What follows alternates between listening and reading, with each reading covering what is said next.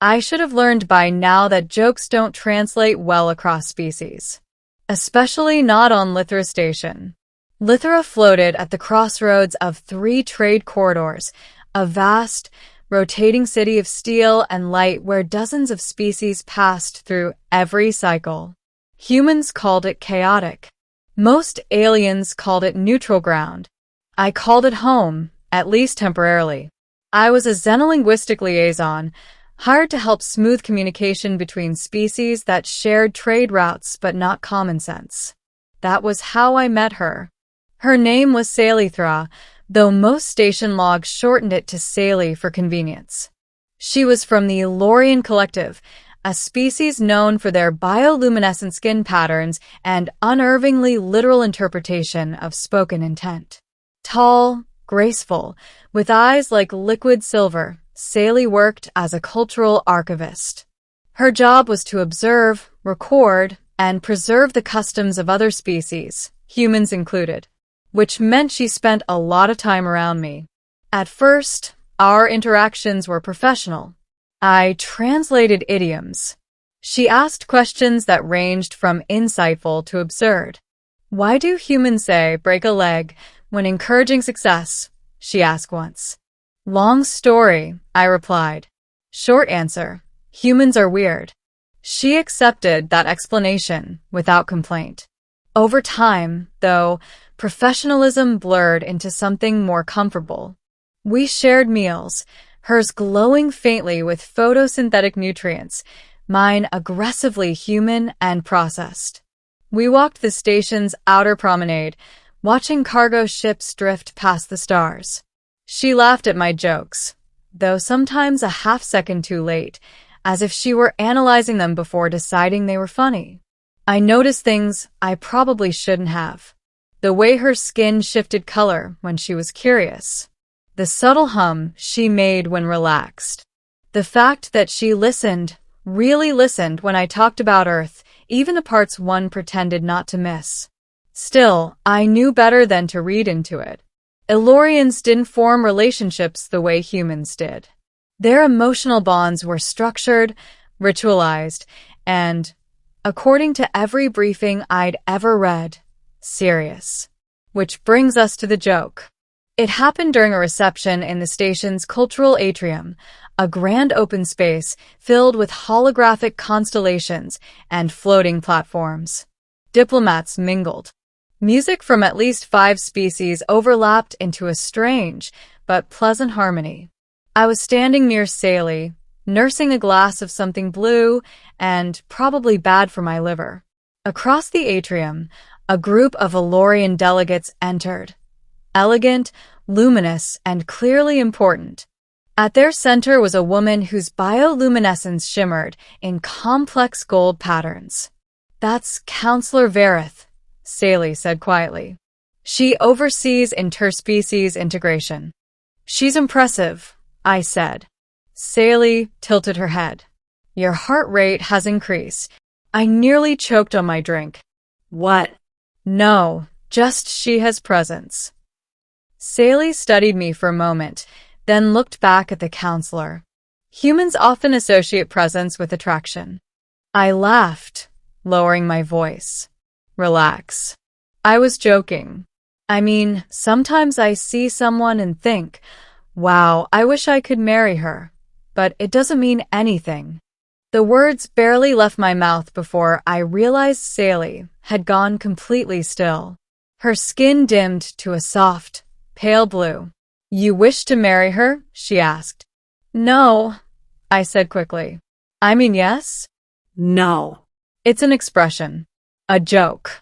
Humans say things like that without intent. Sally didn't respond immediately. Her gaze dropped, unfocused, as if she were accessing an internal archive. I see, she said finally. You vocalized a hypothetical binding desire without intent to fulfill it. That's one way to put it, I said, relieved. You get it? I do, she said. And you should know that Elorian auditory receptors register whispered statements as declarations when spoken within bond proximity. I frowned. Bond proximity. She looked up at me, eyes luminous, within 2 body lengths of a compatible individual. My stomach tightened. Sally, what does that mean? It means, she said calmly, that I am obligated to respond.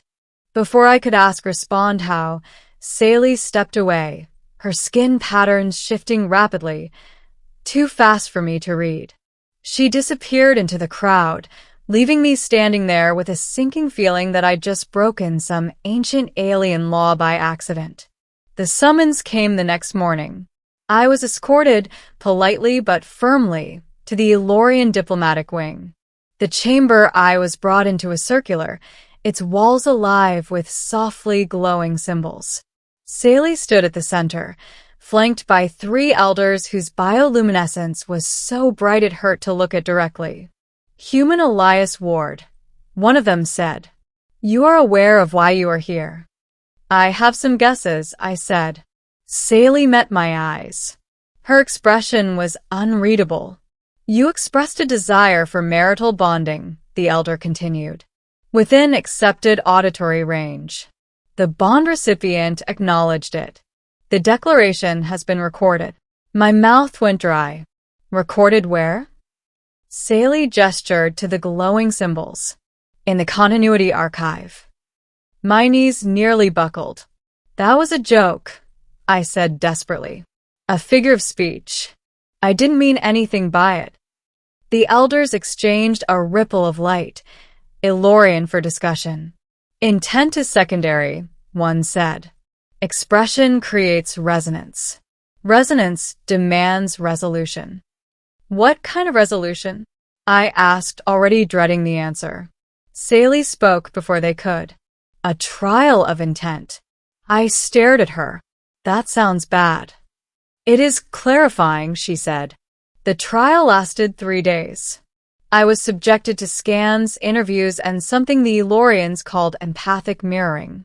They projected my emotional states outward, comparing them to Sally's responses.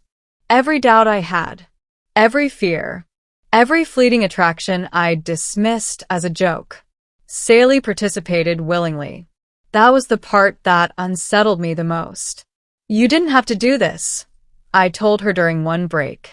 You could have told them it was a misunderstanding. She shook her head.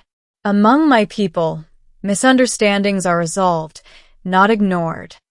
And if they decide I did mean it? She hesitated.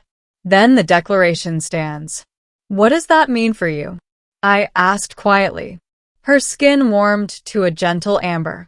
It means I am chosen. The weight of that settled heavily between us.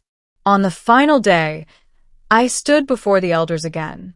Sally stood beside me, not touching, but close enough that I felt the faint hum of her presence. Your emotional patterns indicate sincerity layered beneath humor, the lead elder said. You mask vulnerability with levity. I winced. That sounds uncomfortably accurate. You did not intend to deceive, another elder said. But you did express a genuine potential bond. So, what happens now? I asked. The chamber lights dimmed slightly. You may withdraw, the elder said. But the bond recipient will experience social and emotional loss. I looked at Sally. Her expression remained composed, but her light dimmed just a fraction. Or, the elder continued, you may affirm the declaration. My heart pounded. This was insane. I was human. She was alien.